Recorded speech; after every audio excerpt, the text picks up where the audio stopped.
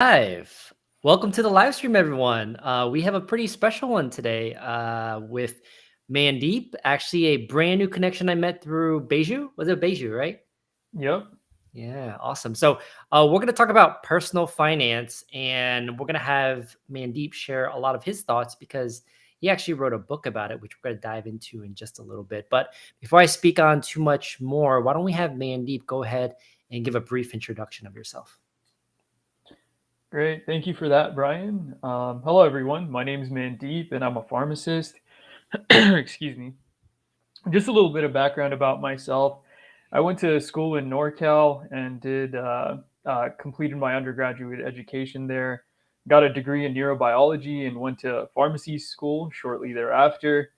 After finishing up school, I did a managed care residency program, and I work full time as a pharmacist now.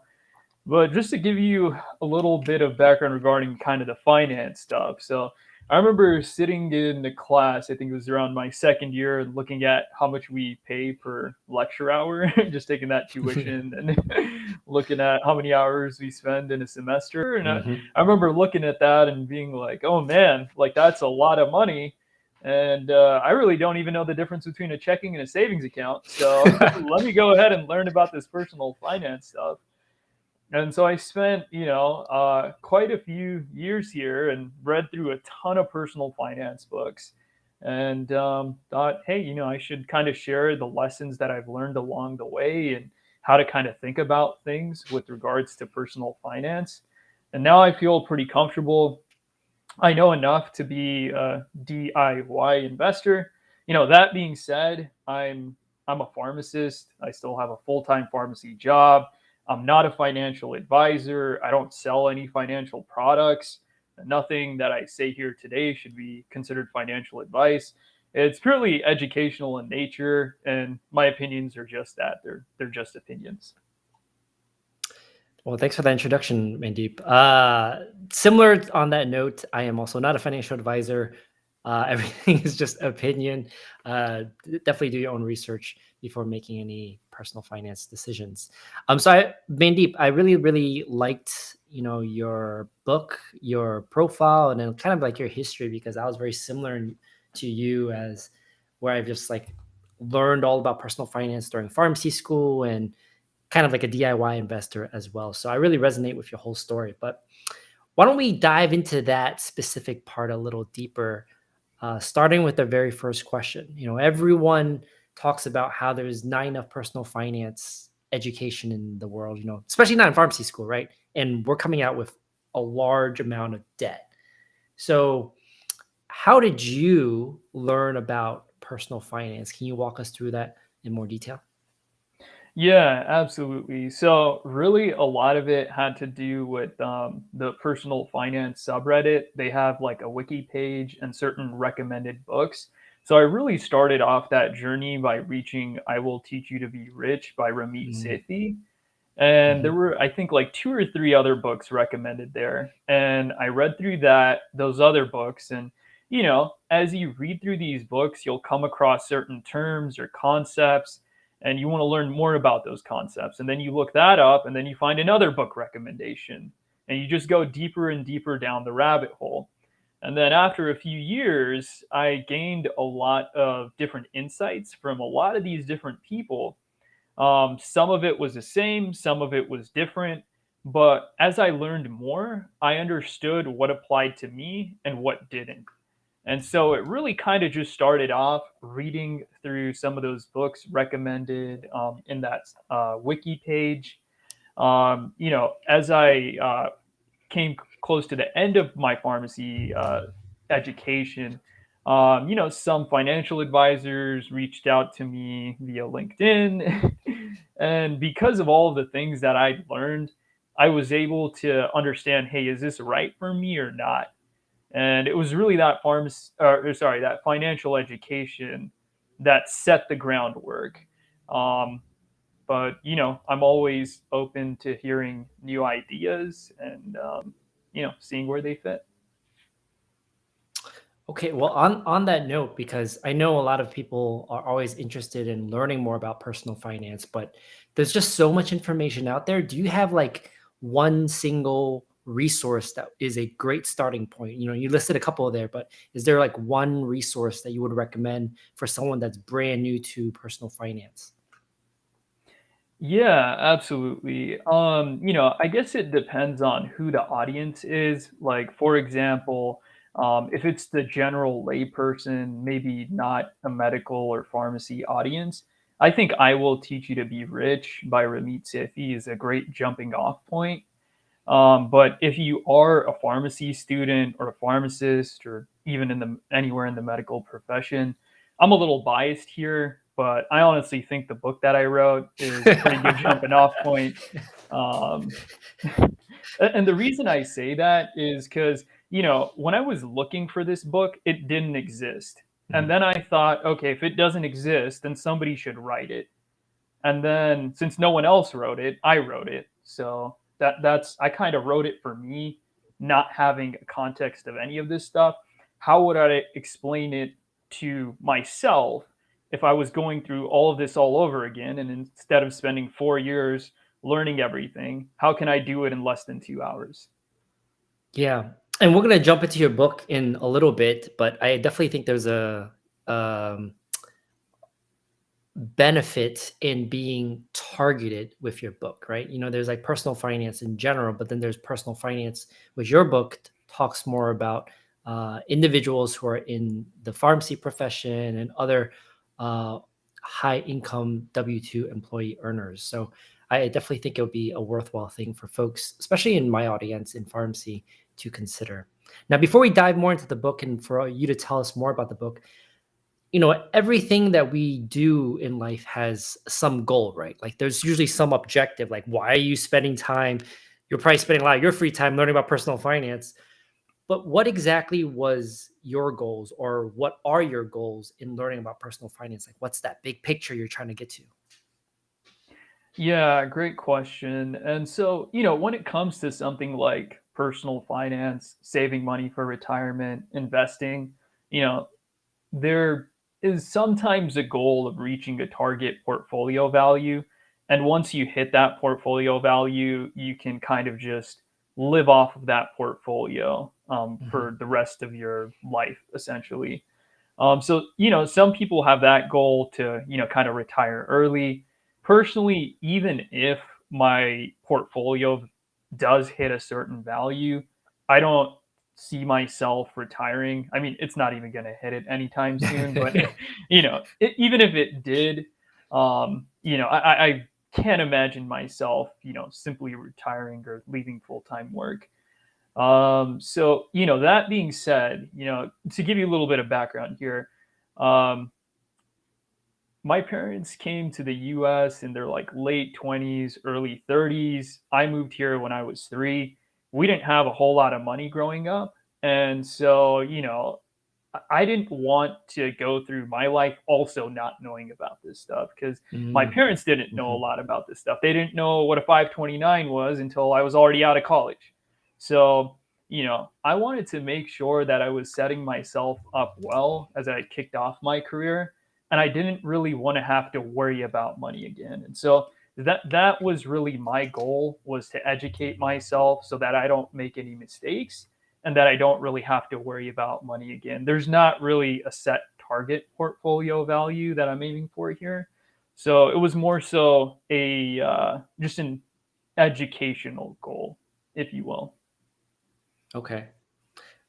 But obviously, from what you were saying, the whole retire early and financial independence, you're probably part of, or do you subscribe to the FIRE movement? Would you say you're part of the FIRE movement?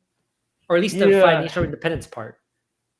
Yeah, maybe the financial independence part. Uh-huh. I mean, I think there's a lot of great takeaways from the fire movement. There are certain concepts that they have that I think are applicable to a broader audience. Mhm. And I definitely subscribe to that, but I'm not really in that boat. And the reason I say that is because I have like certain other goals that I have outside of financial goals that I want to accomplish. And I can't really see myself not working. So I'm definitely going to continue working. I worked really hard to get to this point, even landing that residency program in the first place. I mean, that was a huge challenge. And then, landing a position after that. I really like the people I work with. I really like the job that I have. So, yeah, I don't say I really subscribe to kind of the mindset that I sometimes see there, which is, I feel like some fire folks are just trying to rush to the end. They want to stop working. And the real problem there isn't that they don't have enough money to retire. The real problem there is they don't like their day job and they're just trying to get out of it as quickly as possible. And so I don't really subscribe to that mindset. But I do appreciate some of the strategies that they have. Mm. Now, converse to you, I do subscribe heavily to the FIRE movement, not the retire early part, but the financial independence, because um, the whole, traditional retirement at 65 seems very strange to me. It's like, why do we wait till we're 65 to do the things we want? Uh, in my mind, if we hit a certain threshold of personal, we have a certain threshold of your portfolio, you can do whatever you want at any age. Well, assuming you would retire early or have a certain amount by a certain age, let's say in your 40s, then you can do whatever you want. You don't have to wait till 65. So I subscribe pretty hard to the FIRE movement. And maybe we're skipped to um, the book right after this next question. But the reason why I ask about the goal is because depending on where you set that goal, like let's say some people's goal is like 500,000. Some people is 1 million.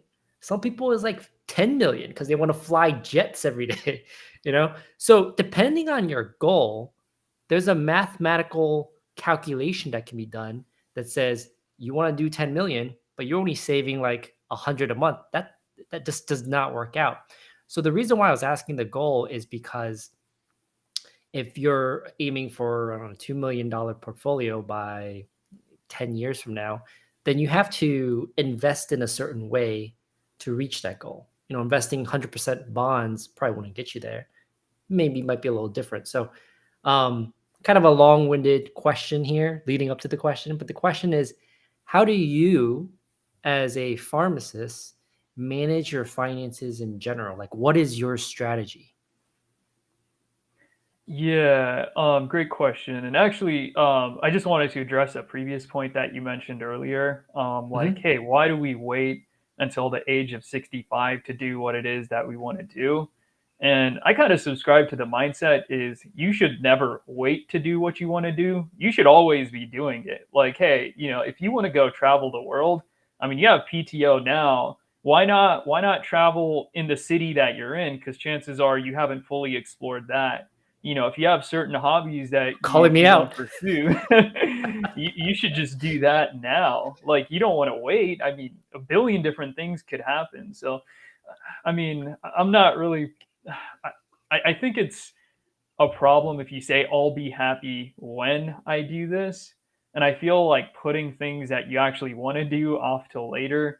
Um, what's stopping you now is really kind of the question that I would ask there. I like it. So yeah, I just wanted to bring that up. And I believe your question was, how do I manage my finances today? Mhm.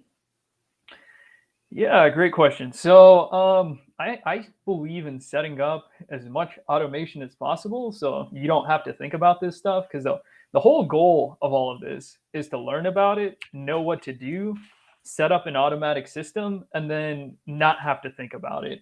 I mean, I spend maybe 30 minutes a year placing trades, and I did not misspeak there. That was 30 minutes about it every year. So with that being said, before I even see any money in my bank account, my 401k, HSA, that's already taken care of through my employer. Like I set up those contributions. I also have my Roth IRA. That's kind of like a once a year type of thing for me, but most of it's set up via automation. I make sure that I have enough in my checking account to cover any fixed expenses, rent, electricity, cell phone bill, and whatnot, as well as any credit card balance that I may have at the time. So as long as there's enough in my checking account and that's paid off in full, the rest of it is pretty much just fun money. And thankfully, I have enough fun money where I don't really have to worry about it in terms of like setting up a budget. So, I mean, the juice is just not worth the squeeze there. Creating a budget when, I mean, what's really the value, the extra value I'm going to get out of that? I mean, I currently live very lean, so it's not as useful for me, but it might be useful for somebody that's, really cutting it close every month. However, if you're going from a pharmacy student salary or making as much money as you do as an intern, you probably won't have 10x your spending to the point that you're cutting it close every month. But maybe there are some folks that have come that close. So I don't really worry about a budget. Essentially, it's automate those investments, make sure you have enough in your checking account, and the rest of it's fun money. And if I don't spend it, I'll just invest it. Mm, So I make sure that I don't save too much money because that's also an issue due to inflation. yeah. And maybe I should clarify that for a second. When you say save too much, it means cash. Don't hold too much cash. Yeah, don't hold too much cash. Gotcha. Okay. Tony says automate. By the way, I don't know if do you know Tony by chance? I know of You probably Tony. I know of don't him. think we've spoken before, but I've seen you a lot on LinkedIn there, Tony. Gotcha. Yeah, Tony. If people know Tony, he likes to automate things, and automate. I completely agree. Automating is a fantastic way. Now, you did say something else though. Was it 30 minutes? You said you spend like a total of 30 minutes a year due towards Yeah. personal finance. Mhm. Can you explain a little bit more how you spend so little time? Because you talked about a lot of stuff there, like a 401k, a HSA, a Roth IRA. But when you listen to the news, everyone's talking about, I'm going to buy Apple today. I'm going to buy, I don't know, GameStop. I'm going to buy JP Morgan, all these stocks. And every single day you have to listen to the news because the stocks goes up and down, up and down. So how do you spend 30 minutes investing across all these different accounts when it's always changing? Like, how do you know which ones to pick? How do you do all your research? Can you elaborate on that? Yeah, great question. And the key to all of this is to not do any research, really.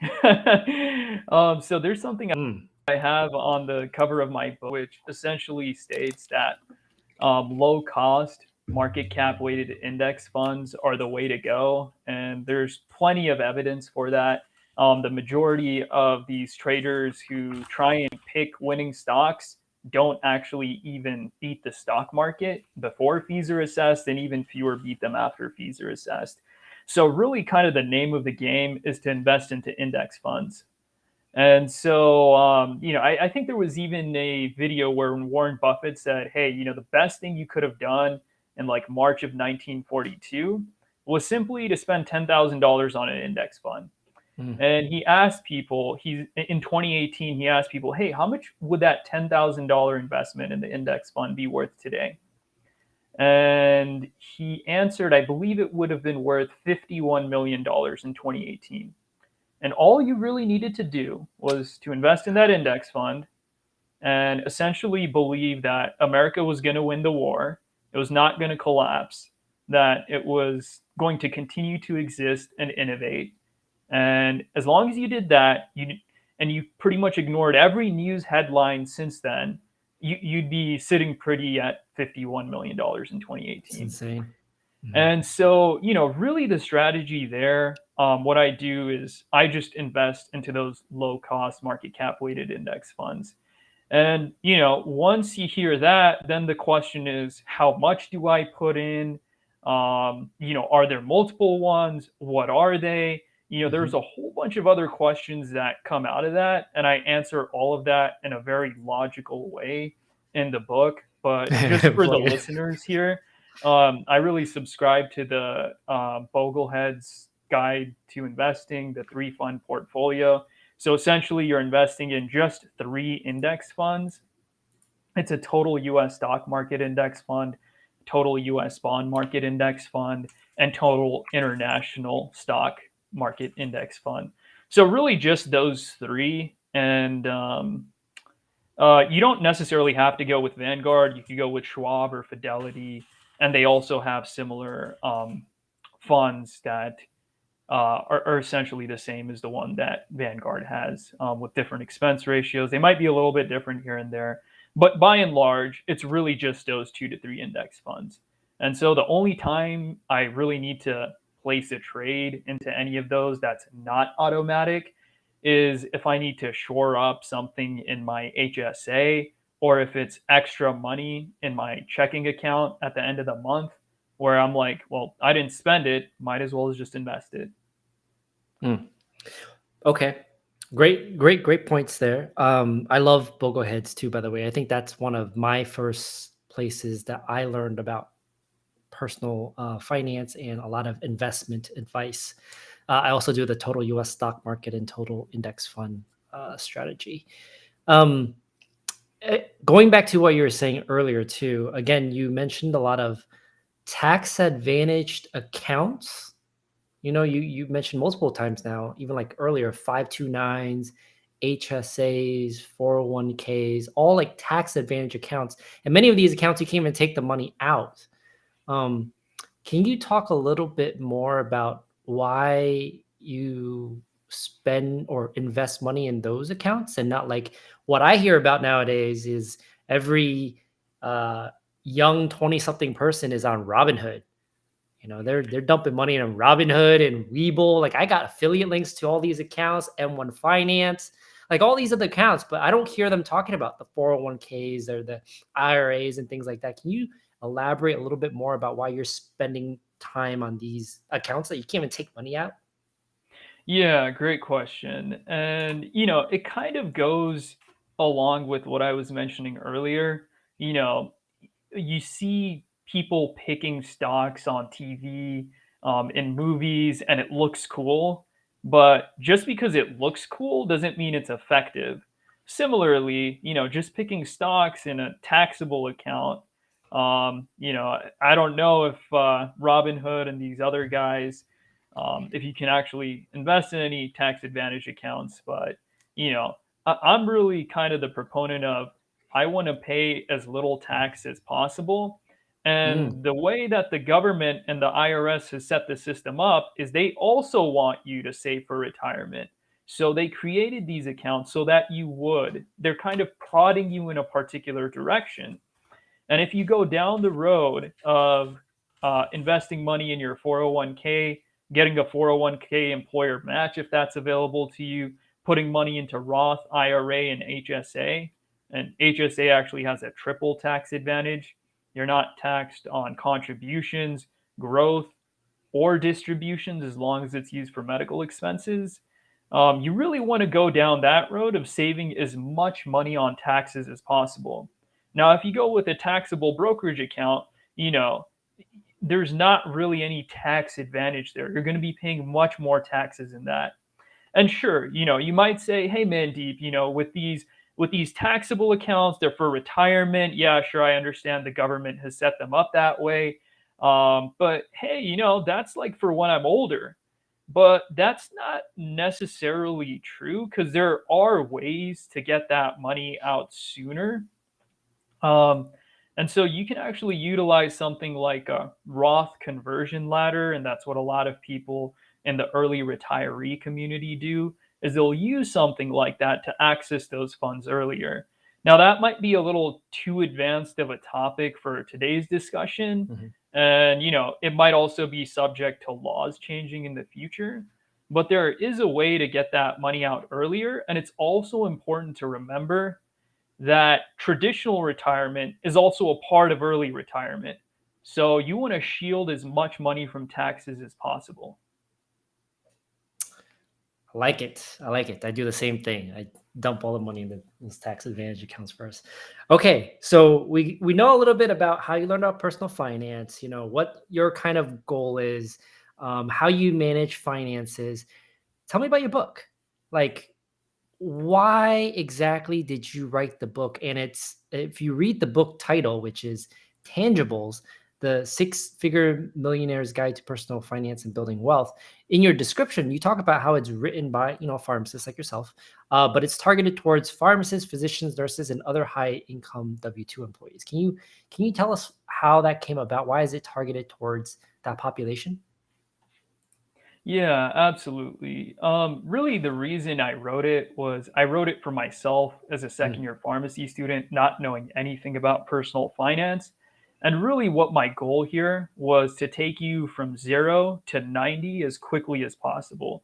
The things that took me, maybe 2, 3 years to explore and learn after having read through all of these personal finance books, I wanted to be able to take all of that information and download it into your brain as quickly as possible. And I use the proverbial your brain here, not you, Brian, but our listeners who might be pharmacy students or new graduates, or potentially physician assistants or physicians.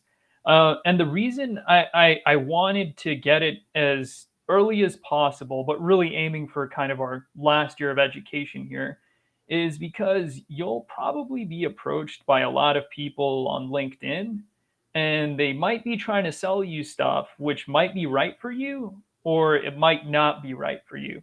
And it's very hard for you to be able to say, hey, this is not right or right until you have an understanding of it. It's kind of like if somebody, let's say there's a diabetic patient and somebody said, hey, you should start your patient on Zoltify, a combination insulin GLP-1 agonist.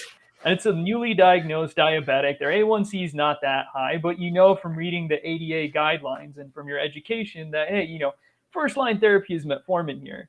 But if you don't know any of that, if you don't know any of the compelling indications for them to start a particular drug, and somebody just tells you about Zoltify, you might think that's a good starting option, but it's not clinically, or it may not be clinically appropriate for that patient. So, really, you want to make sure that you understand the context of what they're saying. And so I wanted to make sure that they could learn that. I know like a lot of students, towards the end of my education, I was applying to residency programs. I was really busy with that, finishing up rotations. And then as soon as you graduate, you have to get licensed, take your NAPLEX, your MPJE, and you don't have a whole lot of time. And, if you speak to some of these people, you might kind of just toss that task, learn about personal finance down the road, maybe 2, 3 years downstream. Because a lot of these books are like 200 to 300 pages long, and you have to go through a ton of them to really understand what's appropriate for you. And so I wrote a book that's not all that long. It's less than 70 pages. It's mm. a 5 by 8 book, or on Kindle. I don't know how many pages or how exactly that comes to you, but you can read it in less than 2 hours, and you'll know a lot of what took me a long time to learn. So really, I just wrote it there to help out our pharmacy brothers and sisters. Um, and I'm I'm actually planning on launching a website here in the near future to really Hey. show you kind of like what my journey has been with regards to writing this book. I'm going to be completely transparent about even like the profit margins on this book, how many sales I've gotten, and really kind of the way that I see that is how many people have I really helped at the end of the day. Because even if Mm. I sell 1,000 copies, it's going to literally make no difference to my life. But every single person that reads that book understands those strategies and implements them. I would anticipate it could have a 5 to 6 figure impact on their overall portfolio if they learn that information right from the get go. So it's really meant for, kind of my pharmacy brothers and sisters, or, me as a second year student, kind of writing towards that audience who really doesn't know this stuff, to make sure that they're taking the right steps as they get close to graduation, or if they're new or early to the workforce. That just made me think of something. Because when I think back to when I was a second year pharmacy student, I made an amazing decision to take the loans I got that year to put towards a brand new car down payment. And I was getting packages from Amazon left and right every day, 'cause I was like, "Man, this is so much money. I'm just, like, spending it everywhere." Do you talk about debt at all? Or, like, student debt, or, like, management of student debt, or, like, how you approach whether or not you should take loans in your book at all? Yeah, good question. So that's kind of like one of the topics that I didn't really approach like at all, really. Not really kind of that debt piece. Just because there's like a lot of information out there already from the schools that'll tell you about debt. and reconsolidation of loans. I mean, I won't go too much into the details there because the laws are always changing, but there's multiple options there, including like income based repayment. So I don't really discuss debt at all. It's more so the investing piece, Okay. because that's the piece that I feel like can go the most wrong, if you go about it the wrong way. I mean, as long, it's kind of, if you pay down your debt, it's like almost never a bad thing. And I use almost there with an asterisk. It depends on the interest rate of the debt. But really, okay, so That's a just to thing. give kind of my 30-second opinion there, like let's say in the stock market, you're getting about a 7% return and your debt is financed at 7%. When you pay off your debt, you're basically getting a guaranteed rate of return of 7%. So it makes sense to pay off your debt. But if you have a debt position where, your interest rate is like 2 to 3%, basically you're getting a 2 to 3% return guaranteed when you pay that debt off. But if you're getting 7% in the market, then it kind of makes sense to not pay it down as quickly as possible. I mean, you could draw a line at some point. You're like, oh, what if the interest rate was 4%? What if it was 5%? What if it was 6%? It gets a little in the gray there, so I won't go into that too much. But essentially, that's kind of the way I think about it. What's the interest rate on debt, and what's the expected return of the total U.S. stock market? That's actually a really helpful tip because I think people have that question all the time of like, you're graduated from pharmacy school, you have debt, you have you have loans, and then you have maybe even a car payment, maybe a house payment, and then you have the stock market. Everyone's saying invest, so it's like, which one do you do first? I think the interest rate um, point you made is very, very helpful. Um, Before we dive into the very last question and start wrapping the interview up, uh, I wanted to take an unrelated question because my audience is primarily pharmacists. You know it's ASHP midyear right now? It's in the midst of ASHP midyear. Do you Oh attend? yeah. No, not this Oh, year. gotcha. I attend every year. I've attended every year since I was a second year in farm school. But Dude, lots of that's sweet. CEs. That's where you get all your CEs. You gotta get your CEs for your license. But um, okay, going back to the topic here.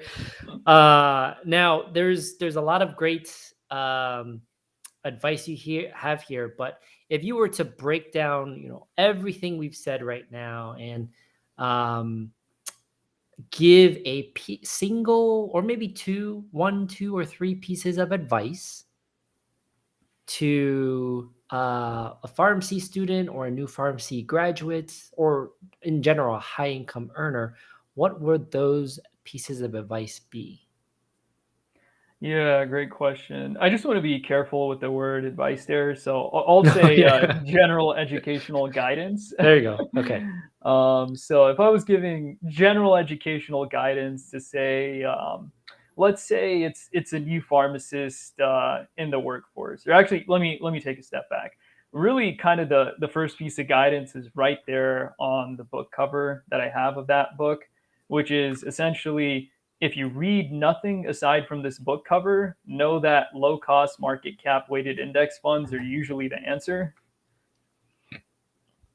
So that's really kind of the first things to think about. Now, if you're a pharmacist and you're working right now and you have access to a 401k and your employer matches your contributions, I would fully take advantage of that 401k employer match. So essentially, they'll match a certain percentage of your contributions. You want to make sure that you're investing at least the same amount so that you're getting the full employer match. So that's really, I think, very important for those of our folks that are new to the workforce and might have that as an employee benefit. Now, if you're a pharmacy student and you're interning at a retail pharmacy or a hospital pharmacy, I would encourage you to open up a Roth IRA. Now, I'm assuming you're probably like kind of like me, not a super rich pharmacy student where you're bringing in 200K through products you're selling on Instagram through affiliate marketing or something. You got a crazy business going in on the side. You know, uh, assuming, leaving those extreme examples out of this, if you're just a regular, intern pharmacist, I would highly encourage you to open up a Roth IRA, and start investing in that. And you don't even have to really, pick what investments. Just start funding the account. Just start there. So I would encourage that. And really, kind of the most important thing that I've learned is, let's say you have a portfolio, and let's say it's worth $200,000. That's the overall value of the investments you have in that portfolio. They're worth $200,000. Let's say, the US stock market takes a nosedive, there's some kind of recession, or, God forbid, COVID pandemic gets really, really bad, there's Mm, like some variant, and your portfolio drops to like $100,000. And you're sitting there looking at that portfolio and you're like, oh my God, it's $100,000 in the red. You want to make sure you don't sell low, because you don't want to buy high and sell low and lock in a huge loss. You can undo many years of careful saving and investing if you do something like that. If you get nervous, or that's kind of like the behavioral piece of finance. So, if that's you, then maybe it's best to delegate, this financial related stuff to a professional. However, if you see that huge nosedive and you think, hey, maybe I should buy more market cap weighted index funds, then maybe you're more suited to being a do-it-yourself mm, investor. So you want to make sure that you never really make that kind of a bad decision of selling low. And you might ask me, hey, why would people do that? Why would they sell low? And I think what happens is, in the case of a recession, there's fear, and they think, oh, it went from 200,000 to 100,000. What if it goes all the way down to like 7,000, and then I lose all of my money? I lose even more money. And then in fear and panic, you sell, and you lock in a loss. So that's really why people do it, because this time it's different, is what they tell themselves, or that's what they hear on the news. And really, the truth is, every time it's different. Lightning usually doesn't strike twice. It's called a black swan event for a reason. You can't really see it coming, right? So I would really leave that as kind of the most important point there. gotcha. Yeah, and there's so many stories that I hear of my friends that panic sell.